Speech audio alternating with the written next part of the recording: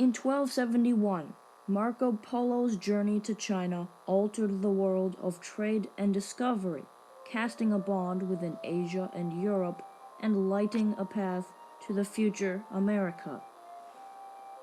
Marco Polo, age 17, began his journey in 1271 when he was taken along on a journey to travel back to China with his father and uncle Niccolo and Maffeo Polo. With such a journey, the world itself was awed over the generations, leading to new adventurers such as Christopher Columbus. Let us travel to the beginning of it all, where it all began. In Venice was born the young Marco Polo.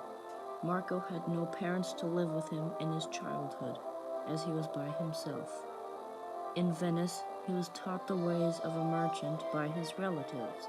They taught him about foreign money, judging products, and taking care of cargo ships. Meanwhile, Maffeo and Niccolo Polo, Marco's uncle and father, were on a journey that formed the roots of a whole new world.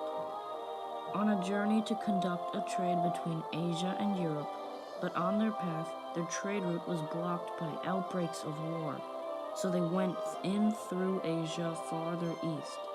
Eventually, they met the Khan, and he welcomed them, inviting him to a party interested in Europeans and Christianity.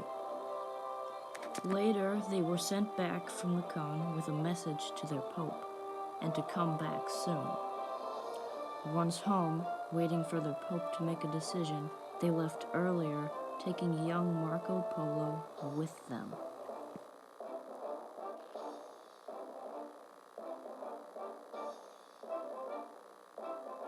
The Polos crossed the Mediterranean Sea, then through the Gulf of Persia by camel caravan. While crossing, Marco had a death-threatening fever.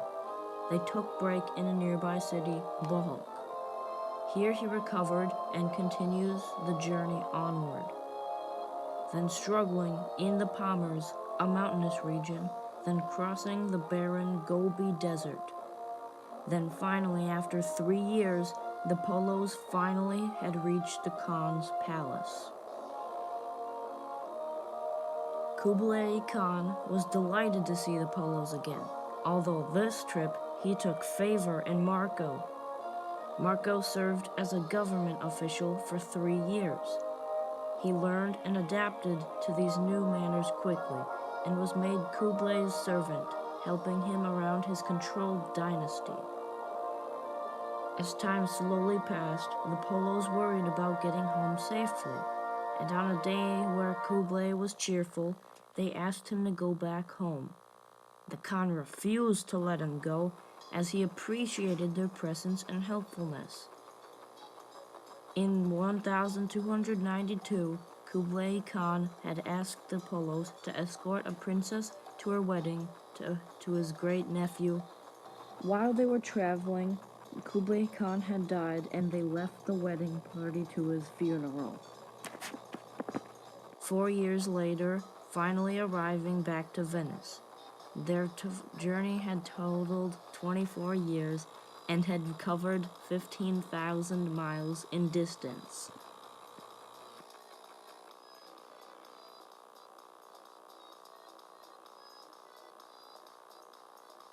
Marco Polo returned to Venice near 1298.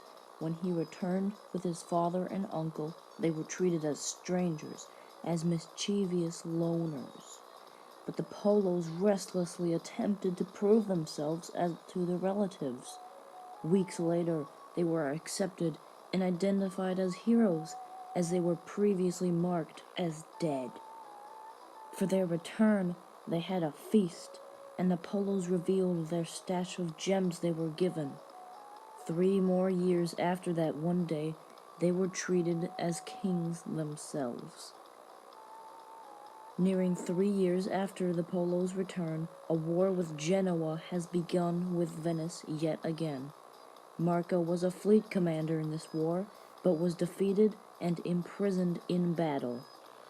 During his prisoner life, he and another prisoner began to write down his journeys into the only way us older generations has ever heard of him by, the book, The Travels of Marco Polo.